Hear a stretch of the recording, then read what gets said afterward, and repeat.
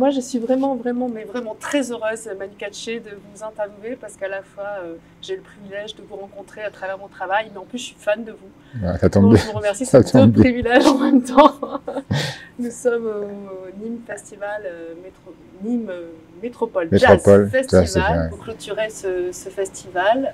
Merci beaucoup d'avoir accepté cette interview, j'en suis très honorée. Alors, quel est le répertoire que vous allez proposer aux spectateurs ce soir, au public? Alors, ça sera sur le dernier album de Scope. On a tourné pas mal, parce que depuis le Covid, puisqu'on a été évidemment tous un petit peu impactés, donc on a reporté pas mal de concerts.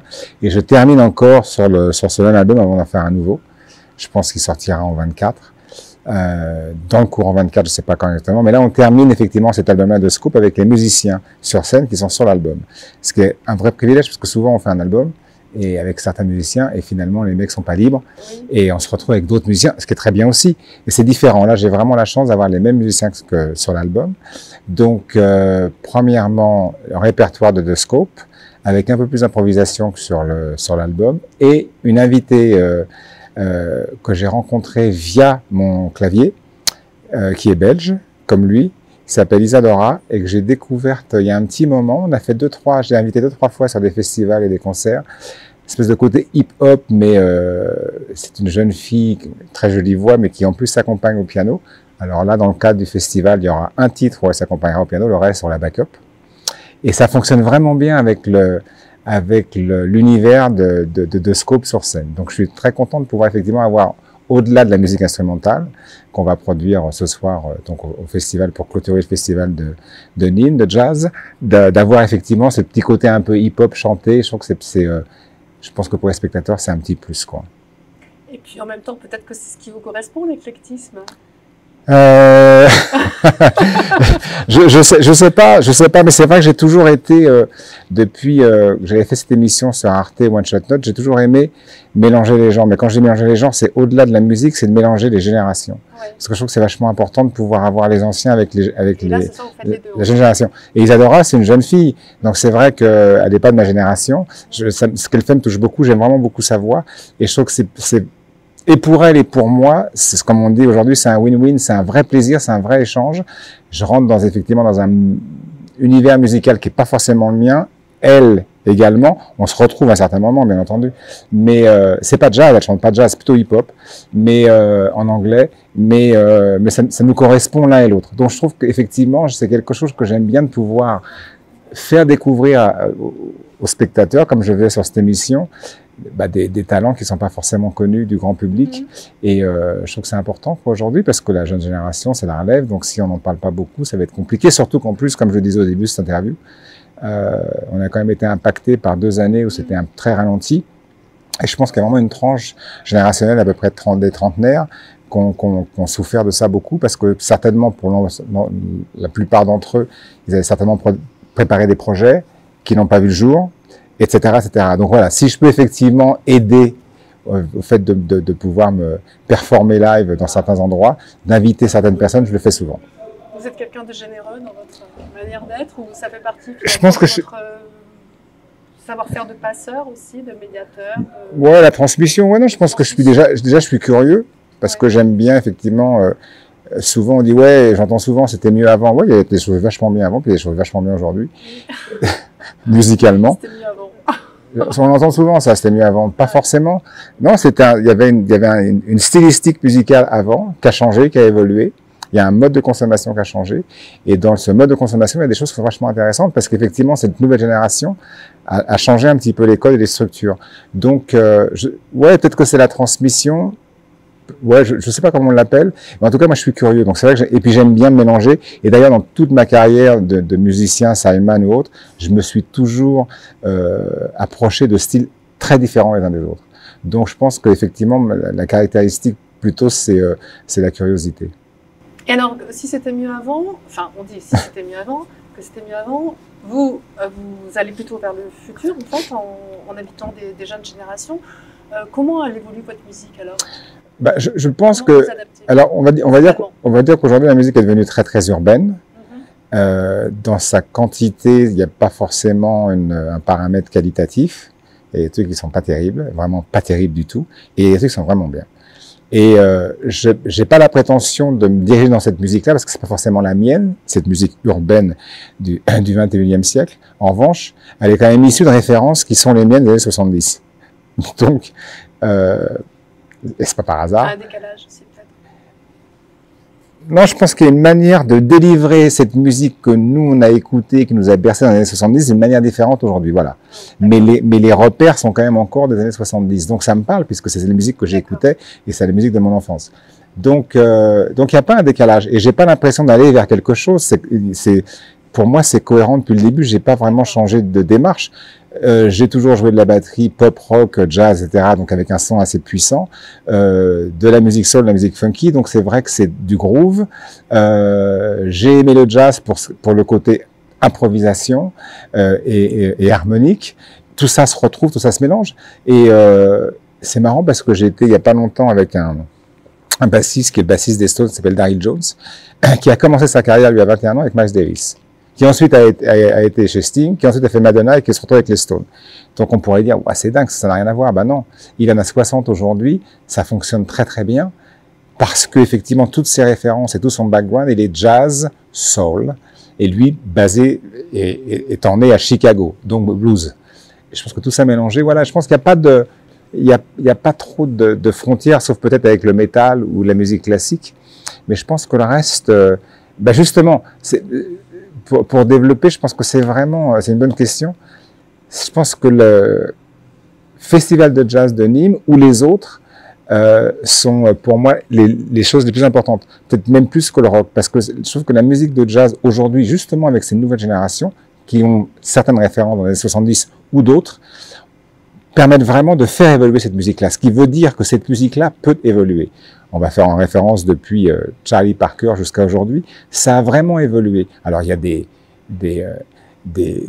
gens qui sont extrêmement purs et on peut pas toucher au jazz comme il a été joué, le bebop et le hard bop. Ouais, peut-être. C'est pas mon avis. Je pense que justement, ça a été joué comme ça dans les années 60, 70, 80. Je pense qu'on peut rebondir et avoir une nouvelle lecture. Et de rebondir ensemble aussi, peut-être d'apprendre aussi, chacun de vous. Certainement que vous apprenez aussi des choses. Ben, moi, j'ai appris des anciens, j'ai écouté, je les codifie à ma manière. Quand je leur transmets, je pense que les jeunes l'entendent d'une manière différente, s'en servent certainement et rebondissent. Donc, ce qui veut dire, pourquoi je parle de ça, je pense que le jazz est vraiment une musique évolutive. Et vivante. Totalement. Alors que j'ai l'impression, et je peux me faire démonter pour ça, mais je pense que le rock est arrêté à Nirvana, et que depuis, il n'y a pas grand-chose quand même. C'est un petit peu pâle, c'est un petit peu neutre. Les structures n'ont pas changé, et la forme non plus, et le contenu finalement peu.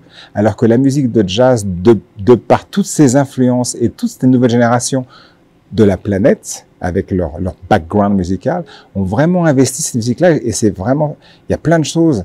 Snarky Puppy, il y a eu, là je les ai pas en tête, mais il y a eu plein de groupes, il y a de la trance, jazz, il y a plein de choses qui sont vraiment intéressantes, qu'on appelle du jazz. Alors c'est pour ça qu'il y a les puristes vont dire non, on va crier au diable, c'est pas le jazz. Ouais, c'est pas cette forme de jazz là, mais elle s'apparente au jazz parce que c'est une musique évolutive et qui est aussi basée sur l'improvisation. Donc c'est vachement important. Alors cette sensibilité que vous dégagez à chaque fois que vous jouez, je trouve que vous avez une extrême sensibilité. Chaque fois que j'écoute votre musique, elle vient d'où?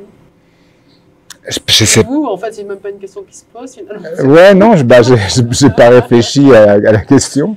Mais on vous a déjà dit ça? Ouais, oui, mais je pense que moi, c'est ma personnalité. Je pense qu'on joue vraiment comme on est. Oui. Voilà. Donc il y a des gens qui vont exprimer une forme d'agressivité qui est pas forcément désagréable. Moi, je suis plutôt dans une forme de sensualité. Oui. Et oui, parce que je pense que à mon avis, j'ai été élevé comme ça. Tout mon background vient de là. J'ai fait beaucoup de musique classique parce que j'ai un prix de conservatoire, donc j'étais vraiment dans cette sensibilité-là. Aussi, j'ai pas juste été un batteur qui tapait comme un sourdingue sur ma batterie. Donc j'ai aussi cet héritage-là, donc avec une écoute particulière, avec un positionnement particulier. Donc forcément, plus dans une forme de sensualité en tout cas, parce que la musique classique peut être aussi intense et puissante. Et l'instrument que je pratique est très puissant et très sonore. Et donc oui, c'est assez, ça peut être paradoxal. Votre sensibilité et cette grosse machine que vous avez à vos pieds. Ça peut être paradoxal pour les gens qui connaissent pas forcément l'instrument, mais c'est un instrument qui peut être mélodique. Les percussions sont des instruments mélodiques. La batterie est un instrument de percussion, donc on peut C'est pour ça que moi j'utilise des petites cymbales, les splash, les tomes, j'accorde mes tomes pour avoir vraiment des sons particuliers, des notes particulières, et je joue avec ça. Donc je pense que au-delà de la personnalité de chaque instrumentiste, je pense que la manière de jouer de son instrument relève effectivement de sa personnalité, de sa culture et de son entourage, et de ce qu'on essaye d'y projeter. Et c'est ça la difficulté, parce que j'ai vu plein de jeunes qui aujourd'hui veulent jouer comme un tel ou un tel, et je leur dis, ouais, c'est super, parce qu'une fois que tu auras réussi à le faire, c'est formidable, mais lui, il existe déjà. Oui, le mimétisme n'est pas forcément fondateur aussi. Je crois pas, non. Je crois pas, peut-être au départ, mais je vois pas trop l'intérêt de ressembler à quelqu'un d'autre, puisqu'on est tous uniques et différents. Et ce qui est vraiment intéressant, peu importe le niveau, c'est d'être différent. C'est ça qui, effectivement, abreuve pleinement le côté artistique de la musique en général, sous toutes ses formes. Hein. C'est pour cela que vous avez choisi d'être indépendant et non pas d'être intégré dans un orchestre particulièrement. Je pense que c'est vraiment votre personnalité même, quoi, je pense que c'est pour ça que j'ai choisi de quitter la musique classique, ouais. Certainement. Pour moi, c'est trop académique, trop... formaté. Ouais, la musique, c'est pas ça, quoi. C'est une vraie liberté. Il me semble encore, on a la chance de pouvoir la jouer en toute liberté et de l'exprimer en liberté. La musique classique, c'était vraiment déjà même si dans la musique de jazz, rock et autres, il y a des partitions. Là, on est tenu de dire, voilà, on doit la jouer comme ça, on doit l'interpréter comme ça. Et je me souviens, étant beaucoup plus jeune, quand je faisais mes études de musique classique, je disais, ouais, mais comment vous savez qu'effectivement, Prokofiev avait décidé de jouer comme ça? Ça fait des années, peut-être que s'il l'écoutait aujourd'hui, il dirait, ben non, on peut évoluer. Voilà, j'ai pas trouvé que c'était très objectif. Et c'est vrai que pour moi, je me sentais un petit peu dans une forme de carcan. Et quand j'ai découvert le rock, avant le jazz, j'écoutais du jazz, mais je n'en jouais pas. Et j'ai vraiment découvert le rock. Et je dis, waouh, ça, il y a une vraie liberté d'expression. Et ça me plaît. Donc oui, je suis une espèce d'électron libre, en fait. C'est ce qui fait Manu Katché aussi en même temps. Hein. J'imagine. J'ai eu de la chance, voilà, d'être là au bon moment, au bon endroit. Ouais. Est-ce que c'est pas le cas de tous? Est-ce il y a un paquet de talents dans notre pays, en France, c'est incroyable. Il y a des gens qui n'ont pas évidemment la chance de pouvoir l'exprimer. Moi, j'ai effectivement eu la chance, jusqu'à encore aujourd'hui, de pouvoir l'exprimer, d'être choisi au bon moment pour le bon projet. Donc c'est vrai que ça donne confiance en soi. Et ça permet d'aller plus loin dans le développement et d'oser plus, parce qu'en fait, ce que la difficulté, c'est d'oser, de se dire, est-ce qu'on peut se surprendre, est-ce qu'on va peut-être surprendre l'autre, le guitariste ou le chanteur ou le trompettiste, est-ce que ça va fonctionner? Si vous n'avez pas confiance en vous, c'est difficile de l'imposer, en tout cas de l'exprimer. Et alors, si vous travaillez très peu, s'il y a très peu de projets à faire, vous allez à l'essentiel pour être sûr que le truc va bien fonctionner et pour pas prendre trop de risques. Moi, je fais tout l'inverse. J'ai toujours fait tout l'inverse. Alors, parfois, ça peut causer des problèmes, parce qu'en face, on se rend compte que il n'entend pas forcément, en tout cas, il s'attend pas à cette chose-là. Mais parfois, c'est très créatif. Et là, c'est excitant parce que tout le monde rebondit là-dessus. Oui, et puis le fait de ne pas faire comme les autres, finalement, on remarque plus aussi. Ouais, mais on reconnaît plus. Oui, alors, ouais, on va dire que oui, il y a une reconnaissance du son, parce que c'est vrai que j'ai développé ça. C'est pour ça que j'expliquais, j'ai eu la chance de pouvoir faire plein de projets, côté des projets extrêmement populaires, dans le bon sens du terme. Et donc, ça donne confiance en soi. Donc, ce son que j'avais particulièrement, j'allais pas arrêter, j'allais continuer, j'allais même presque l'exagérer. Et c'est vrai que pour un batteur, c'est compliqué de dire, ah, c'est ce batteur-là parce que ce son-là. Et c'est vrai que j'ai un son très lié à ce que je suis. Mais encore une fois, et c'est pas de la fausse humilité, c'est que c'est la chance de pouvoir le faire. Il y a plein de musiciens que je connais qui ont aussi cette caractéristique et qui ne peuvent pas exprimer parce qu'on leur donne pas la possibilité de le faire. Alors, ce sont une question un peu personnelle pour un titre que j'adore, Song for Her. C'est quoi le son qui vous est venu pour cette magnifique musique? Song for Her, c'est pour les bruits, c'est pour une femme, c'est pour les femmes. C'est extrêmement. Alors moi, je suis pas du. C'est une histoire d'amour, c'est quoi? Non, je pense que c'est le son. Vous savez, quand vous vous promenez, notamment ici, parce que là, on a beaucoup de moustiques, on est pas loin. Beaucoup de moustiques. Oui, pas loin de la Camargue. Pas loin de la Camargue. Mais je veux dire, on est quand même dans le sud de la France. Oui. Et dans le sud de la France, c'est pas par hasard qu'il y a eu plein de peintres qui se sont installés, parce qu'il y a une luminosité particulière, il y a une lumière particulière, il y a un son particulier, il y a une odeur particulière. Et la musique, c'est la même chose. Donc, moi, j'ai été élevé par des femmes, principalement, et j'ai fait que des filles. J'ai 3 filles. Donc, je suis vraiment entouré de féminité. Et l'homme a une partie de féminité, évidemment, et masculinité, idem pour les femmes. Et je pense que c'est pas la recherche de quelque chose précisément, c'est cet environnement dans lequel j'ai grandi. Ensuite, en devenant adulte et en ayant finalement des enfants qui sont des filles et maintenant des femmes, je pense que j'ai une perception sonore de la femme. Mais c'est la mienne de perception, pas celle de tout le monde. Et quand j'ai fait Song for Her, pour moi, ça m'évoquait vraiment la féminité, mais comme moi je l'entendais, comme moi je la percevais. Donc voilà, Song for Her, elle peut s'adresser à toutes les femmes qui ont envie de l'écouter, quoi, et qui ont envie de se l'accaparer. Et alors cette sensibilité, peut-être qu'elle vient du fait que vous avez été élevé par des femmes? Je sais pas, il faudrait faire une... Oui, il faudrait... Je sais, ouais, sûrement. Mais ouais, oui, certainement. Je pense que j'avais été élevé par des hommes, peut-être que j'aurais fait du football. J'ai rien contre le football, mais j'aurais été peut-être plus garçon. Ou du hard rock. Ouais, peut-être. Là, c'est vrai que ma maman voulait que je fasse de la danse classique, j'en ai fait. Donc, c'est pas par hasard. Ensuite, j'ai fait du piano et ensuite, j'ai fait des percussions classiques. Donc, c'est vrai que c'était un désir de ma mère, certainement, d'avoir qui lui plaisait elle. Voilà, j'étais pas du tout rebelle, donc j'ai fait ce qu'elle m'a demandé de faire.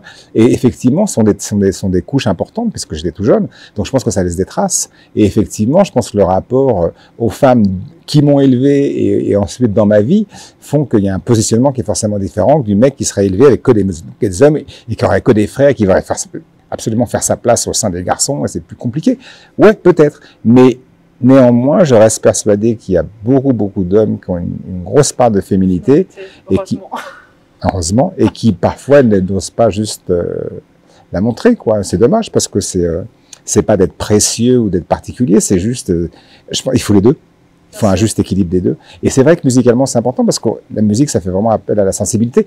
Et surtout quand on joue live, puisqu'on s'adresse à des gens qui sont là, ont choisi de venir vous écouter. Je parle pas d'un album, je parle vraiment d'une performance live. Les gens sont présents. Parfois savent à quoi s'attendre, parfois non. Puis recevoir des émotions aussi. Exactement. Et ces vibrations-là. Et ça, c'est génial parce que, et je le dis souvent, je me retrouve dans des salles, peu importe, c'est une petite salle, c'est une plus grande salle. On sent vraiment les vibrations positives des gens qui sont là, qui sont à l'écoute. Et alors déjà, il faut aller les chercher parce que c'est jamais gagné. Mais quand c'est réuni, c'est un vrai partage. Là, on part ensemble. Ah, mais c'est génial.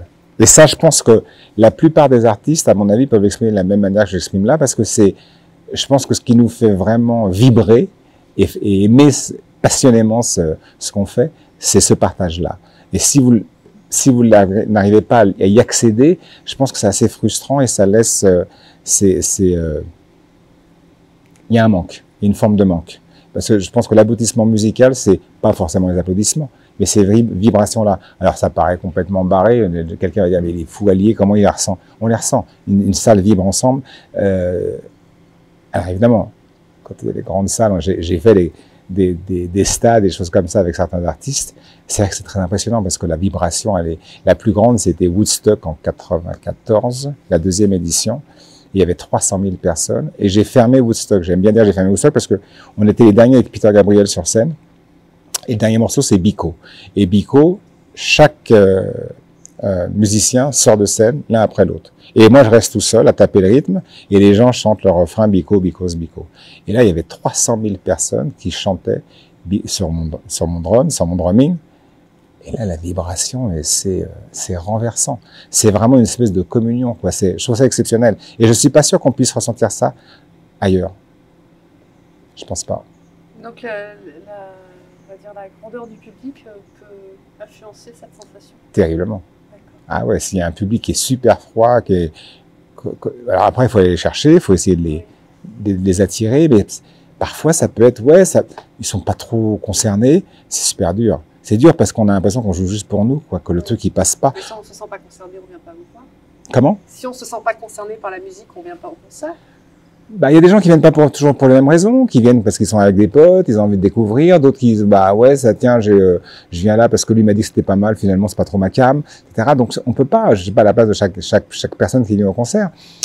On peut aller juste, mais j'ai envie de checker ça, voir ce que c'est, je suis pas fan finalement, ça arrive, bien sûr. Donc, c'est pas forcément que des vibrations positives par rapport à nous sur scène. Vous voyez ce que je veux dire? C'est ça la difficulté. Donc, faut aller les chercher, essayer de leur donner quelque chose. Alors moi, c'est vrai que dans le set, puisqu'on parlait de ça au début de l'interview, de Scope, là, ce soir à Nîmes, c'est vrai que c'est un set cohérent, du début à la fin, pour vraiment aller chercher ça comment. Ouais, bon, d'une certaine manière, mais en tout cas, vraiment les chercher, vraiment, et à la fin d'ailleurs, je leur fais faire un petit exercice sur scène, pour qu'il y ait vraiment un truc ensemble. Bah oui, parce que je pense que ce qui est chouette, c'est ça, quoi. C'est comme si on était chez quelqu'un à la maison et qui est une grande salle, on puisse accueillir tout le monde. Et la musique, on l'a fait pour les autres. Et dès l'instant, on l'a fait pour les autres, elle revient vers vous. Si effectivement, Il y a des gens qui disent, ouais, moi, j'adore être en studio non-stop, la scène, ça... Il y a un manque. C'est formidable d'être créatif, de chercher, de se poser des questions, de recommencer l'ouvrage 1000 et 1000 fois. Mais il y a un moment qui, pour moi, le plus important, c'est d'être sur scène et de délivrer et d'avoir effectivement ce retour des spectateurs. Ça, franchement, c'est vachement important. Merci infiniment, Manu Katché. En prie. Merci beaucoup.